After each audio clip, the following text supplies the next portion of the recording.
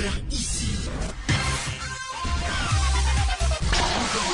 Que vous avez découvert Ivoire TV. Ivoire TV.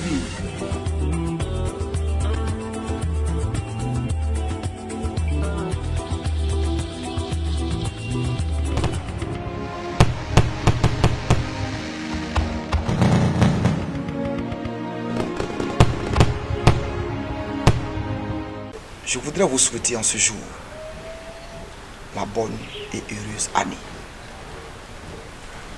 Bonne année à l'Ivoirien du Nord, bonne année à l'Ivoirien du Sud, bonne année à l'Ivoirien de l'Est, bonne année à l'Ivoirien de l'Ouest et bonne année à l'Ivoirien du Centre.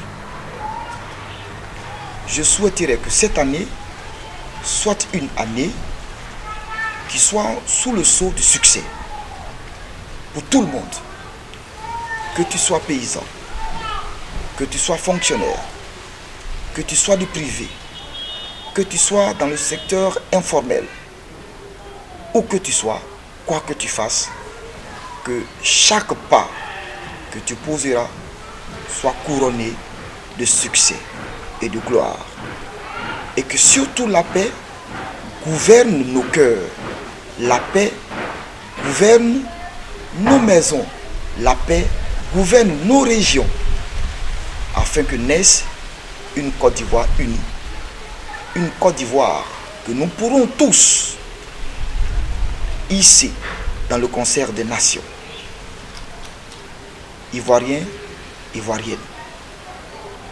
Ces vœux auront un sens à mes yeux ou à nos yeux lorsque nous verrons les paysans jouir du dur labeur de leurs mains. Lorsque nous arriverons enfin à fabriquer, à transformer nos produits, le cacao, le café, sur place, et que nous offrirons, par la transformation de ces produits, des emplois à la jeunesse. Lorsque nous arriverons enfin à fixer nous-mêmes le prix de nos produits, à partir de ce moment, ces vœux auront un sens. Ces vœux auront un sens lorsque nous arriverons nous-mêmes à transformer notre EVA sur place en fabriquant des pneus, en fabriquant d'autres matières qui sont faites à base de caoutchouc, et que nous arriverons à fixer le prix de l'EVA dans notre pays, dans notre nation. Ce qui permettra aux paysans de vivre décemment des fruits, n'est-ce pas, de ses mains. À partir de ce moment, ces vœux auront un sens. Ces vœux auront un sens, Ivoiriens, Ivoiriennes, lorsque nous arrêterons de nous taper dessus. Nous arrêterons de nous entretuer. Lorsque nous arrêterons de commettre des choses, des dégâts que nous ne pourrons pas réparer. Et ces dégâts que nous ne pouvons pas réparer, c'est ôter la vie humaine. On ne peut pas faire revenir un homme qui est déjà mort. Nous avons vécu dernièrement beaucoup d'atrocités. Et ces choses nous ont rappelé d'autres actions qui ont été posées de par le passé, à savoir 99, 2002 et 2011. Bientôt, nous assisterons aux élections législatives en Côte d'Ivoire. Pour ces vœux de nouvel an, je souhaiterais que ces élections soient des élections apaisées.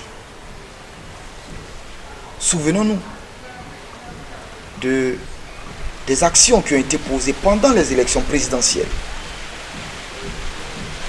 Nous avons eu des morts, des affrontements même, entre les communautés qui jadis vivaient en bonne entente. Nous voudrions ici et maintenant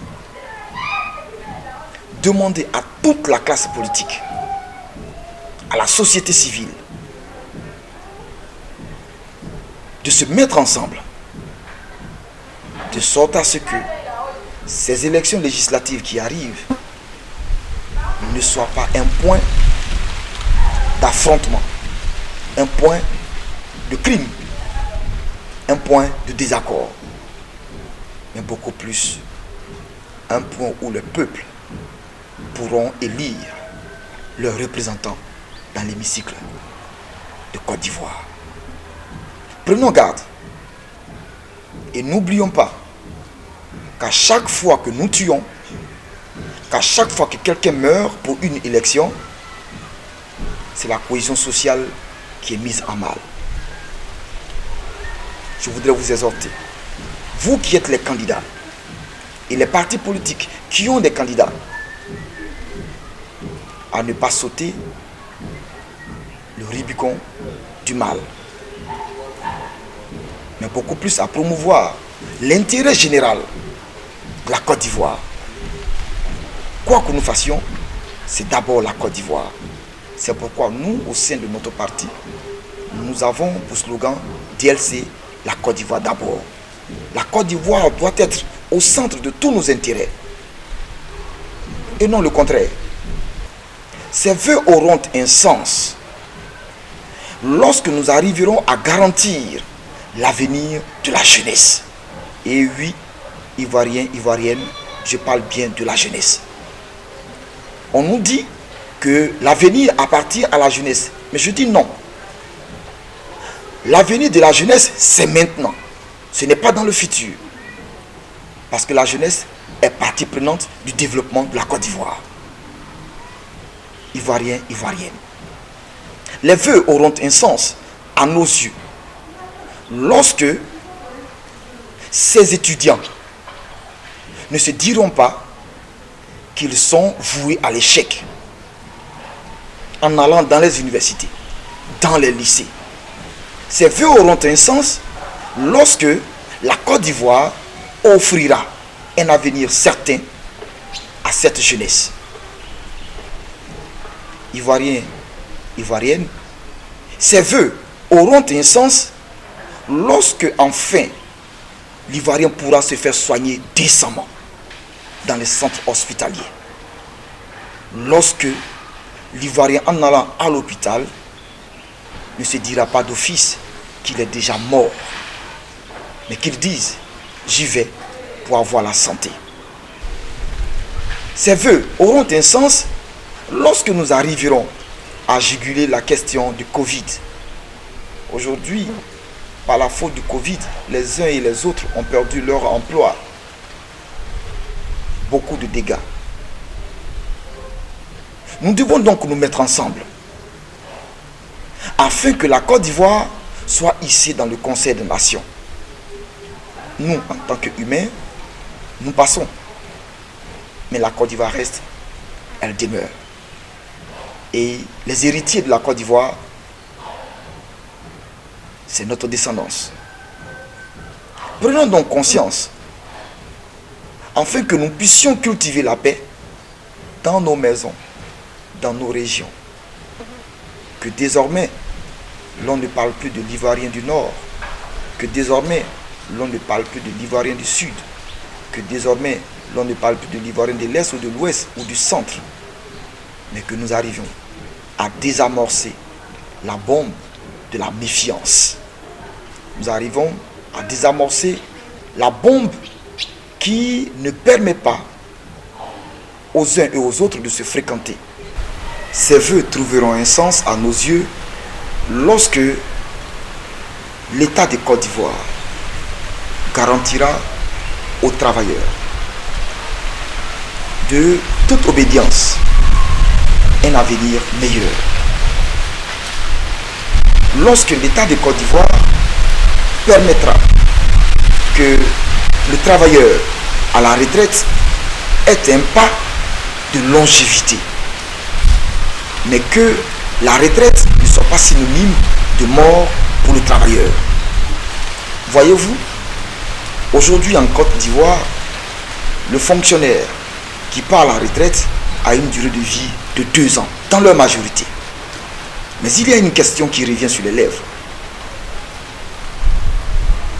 Où dois-je dormir?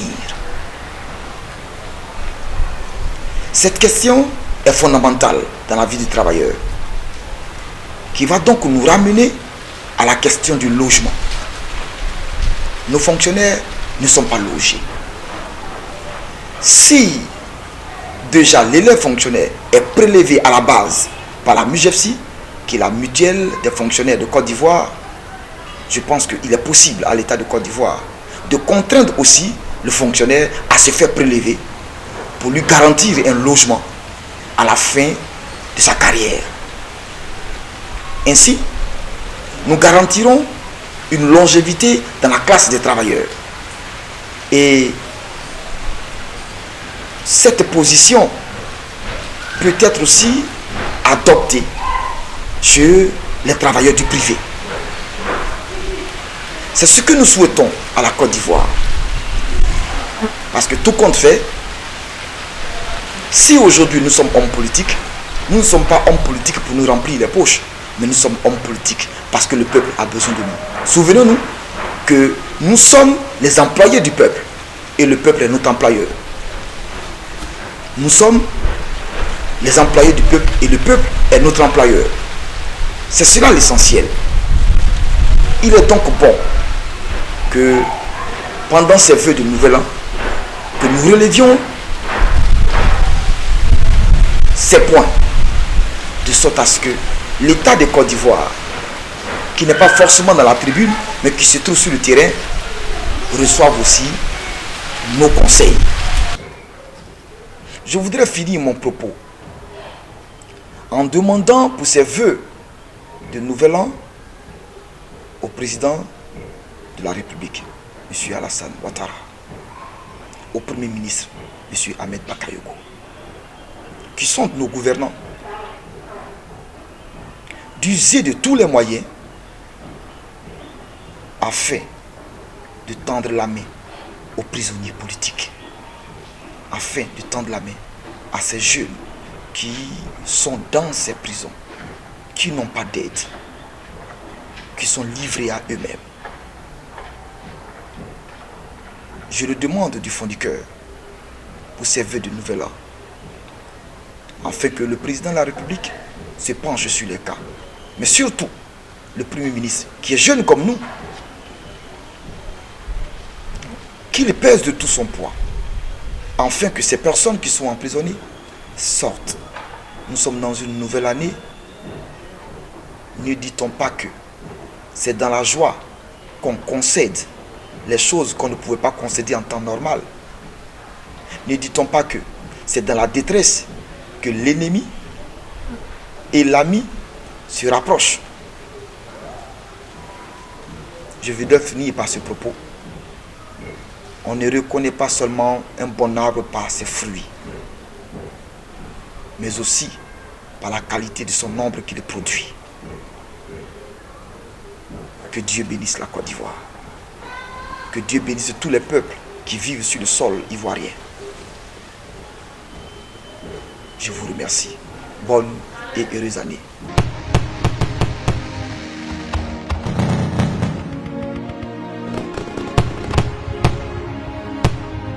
Je suis Ebren Yao Rémi, président de la plateforme pour l'engagement citoyen de Côte d'Ivoire, dénommée PECSI, qui regroupe 35 organisations de la société civile ivoirienne. Je voudrais m'adresser au peuple souverain de Côte d'Ivoire et plus particulièrement à cette jeunesse ivoirienne. À l'occasion de cette nouvelle année 2021, je voudrais les féliciter, les encourager pour leur détermination et leur dire ce combat pour lequel nous sommes engagés, qui porte sur la restauration de la démocratie, l'instauration d'un état de droit, bien entendu, où tous nos frères et sœurs auront les mêmes droits que ceux des enfants riches. Chers frères et sœurs, je tiens à vous féliciter, car malgré la répression, malgré la violence, malgré les intimidations, cette jeunesse ivoirienne est restée digne des individus. Des gens assoiffés de pouvoir ont violé notre constitution. Nous nous sommes battus de toutes nos forces, mais nous y croyons.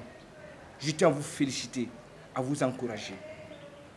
Je voudrais profiter de cette occasion pour m'adresser à toute la famille Pexi. Cette jeunesse responsable, cette jeunesse consciente qui a décidé de se mettre au service des plus faibles de la société ivoirienne. Je voudrais vous demander d'y croire à notre combat. Ne perdez pas espoir, chers frères et sœurs. Nous avons pris des engagements fermes avec Dieu. Souvenons-nous, car l'histoire est un témoignage. Le samedi 10 octobre 2020, nous étions au stade Félix Houphouët-Boigny, où la parole a été donnée à votre responsable, que je suis.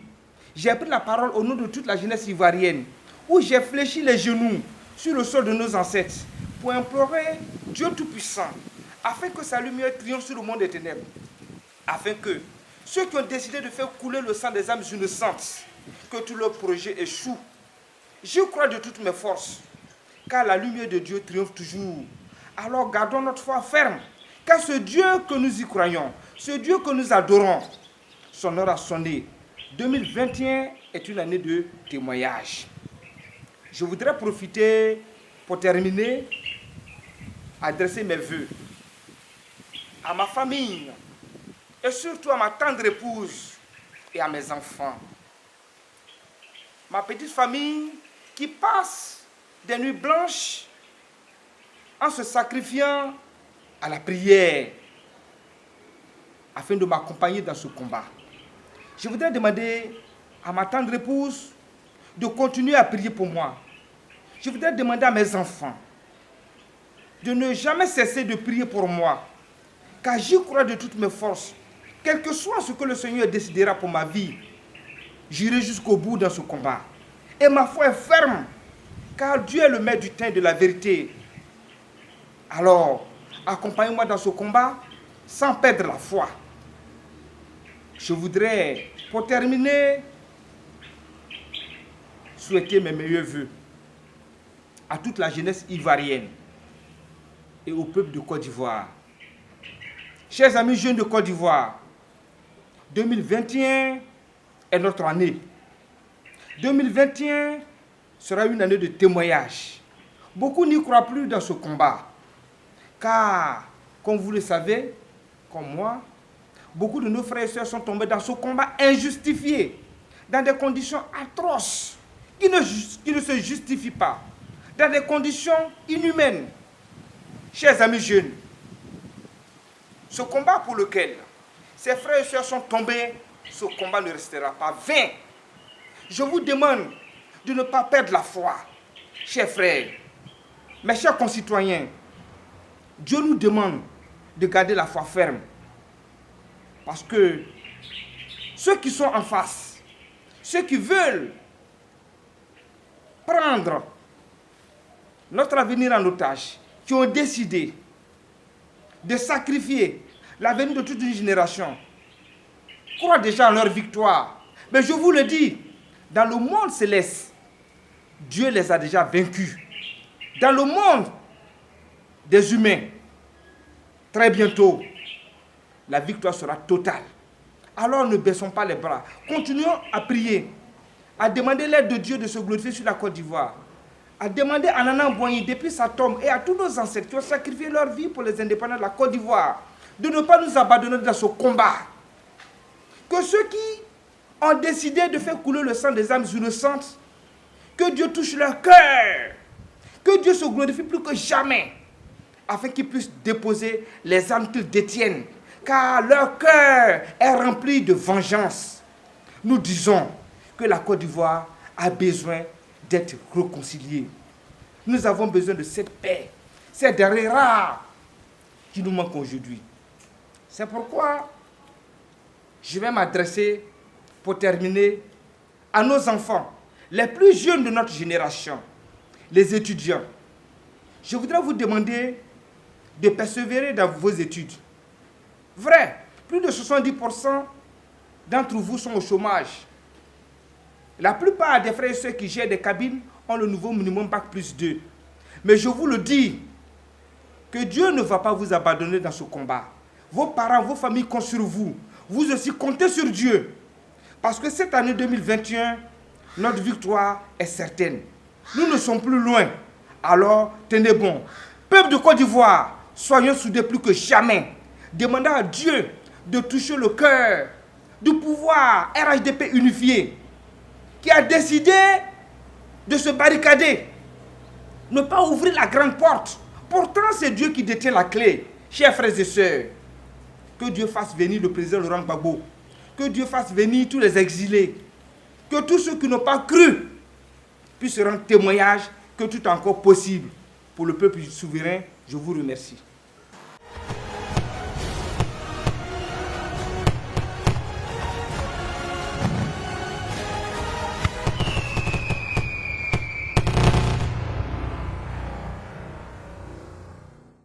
C'est Djorogo Nanju Séverin, chef du village Anono. Anono étant un village dans la commune de Cocody.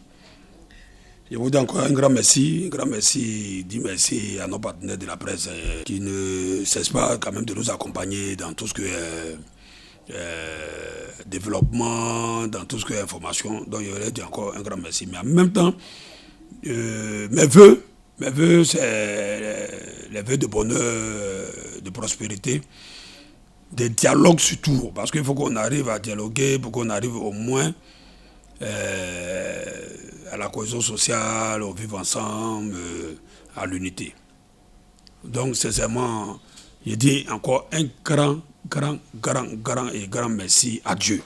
Pourquoi? Parce que l'année 2020 était pour nous une année très négative dans l'ensemble. D'abord sur le plan sanitaire, c'était une année très négative avec la pandémie de Corona qui a sévi. Ces gens de pandémie, on ne souhaite plus que ça vienne. Et mes vœux les meilleurs, voilà, mes vœux les meilleurs. D'abord pour le village d'Anono. Je dis merci aussi à Dieu pour tout ce que Dieu fait pour le village d'Anono. Cette année, que ce soit une année de prospérité pour le village, que ce soit une année de bénédiction, que ce soit une année de gloire. Je veux dire, entre guillemets, une année aussi de cohésion sociale. Parce que nous, notre politique première, c'est la cohésion, c'est le vivre ensemble. Donc il dit à Dieu, il demande à Dieu de mettre la main sur toute la population d'Anono, tout son sujet, pour lui dire, nous remettons le village.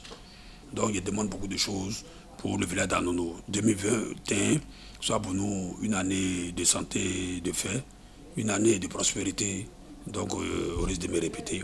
Pour la nation tout entière, je pense que c'est les mêmes vœux. J'ai pris aussi pour le président parce que c'est l'autorité, et Dieu lui-même nous a dit de prier toujours pour l'autorité. Donc je demande à Dieu de bénir la Côte d'Ivoire, d'éloigner tous ces maux, d'éloigner tous ces fléaux, toute cette pandémie, mais en même temps, l'esprit de haine qui sévit, chose qu'on appelle ça en Côte d'Ivoire, que Dieu nous donne un esprit de paix, de cohésion sociale, d'amour, surtout de vivre ensemble. Donc pour la nation, c'est ce qu'il demande aussi à Dieu. Toutes nos amis de la presse, vous aussi, je demande mes vœux, que Dieu aussi vous accompagne dans tout, dans votre différentes familles, dans votre différents boulots, qu'il vous bénisse, voilà, il vous bénisse et puis bien des choses à tout le monde, quoi. Voilà.